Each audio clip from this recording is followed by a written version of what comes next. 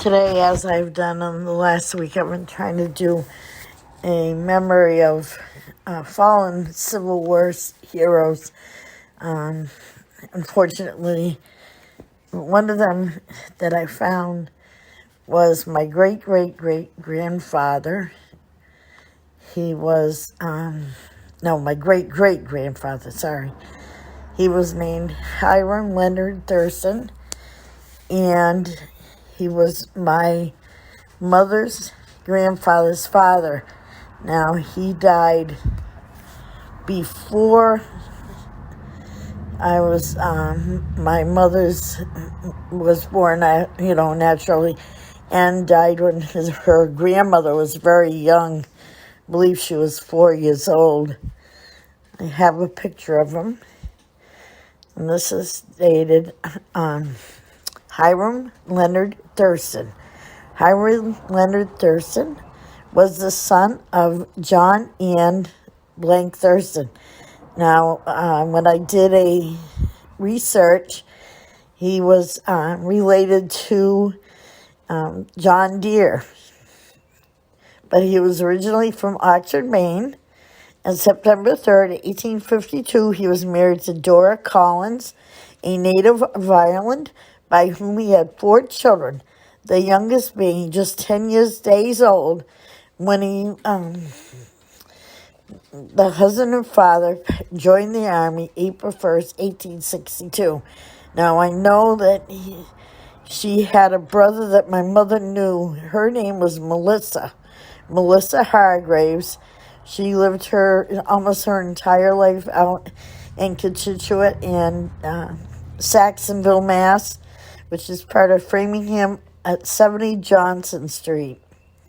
Her brother used to walk every Sunday from Cochituate to Saxonville to have dinner with him.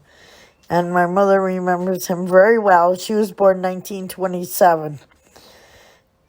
His complexion was rather light, with light hair and eyes, and he was 5'8" tall.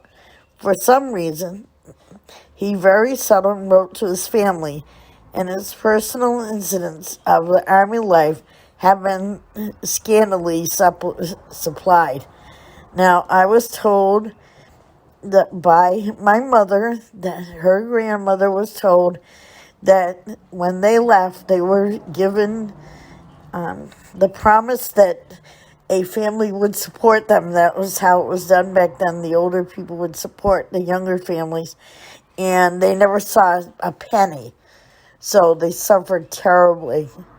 From the few sources of present information, it's fair to say that the latter did not fulfill his duties as a soldier with as much enthusiasm as some of the other soldiers. Nothing of special importance occurred from the time the regiment, the 38th Infantry, left Massachusetts, September 24th, 1852, until April 9th of the following year, when he went with his comrades to the Western Louisiana expedition. He was present at the Battle of Bisland and also at the siege of Port Hawkins, and shared in the perils that were encountered.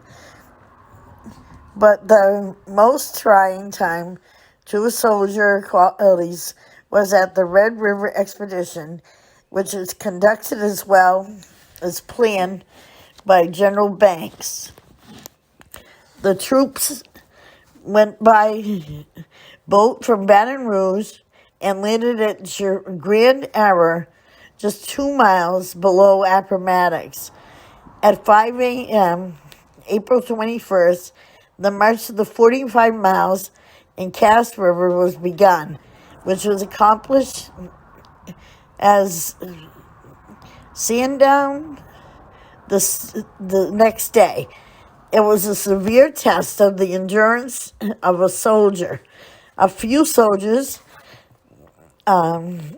miles beyond the river, the enemy lay in force.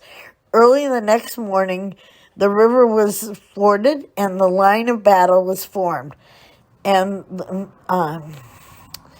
the missus thrown out. I don't know what that is. Among the latter, Mr. Thurston took his place. The advance was made, and a charge ensued, and the success was gained. While returning from the expedition, the rebels were again encountered at the plains of Massacura, where the 38th was for several hours under a heavy fire and artillery. Mr. Thurston now became a victim of sickness, and from this time forward, though he moved with the regiment, he was compelled to report on the sick list. On the 9th of July, the surgeons embarked under sealed orders and proceeded to Hampton Roads. Here, orders are awaited to report in Washington, D.C., and this place was reached by July 30th at 2 p.m. Mr. Thurston was found to be exhausted, in an exhausted condition as to require his immediate conveyance to a hospital. He longed for a reason to return to his friends in his house, in the strong hope that he would be soon able to do so. He refrained from informing them of his sickness, and his wife knew nothing of it until she received the news of his death, which occurred August 19th, 1864. Now, August 19th, 1973 is the birth date of my son, who would be his great-great-grandson. His emaciated remains were brought home and interred in the cemetery in Natick.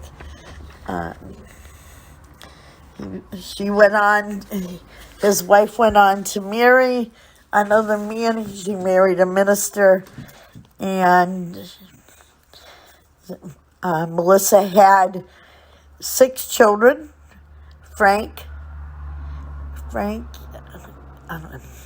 Charles, Jenny, Blanche, Mary, and Melissa.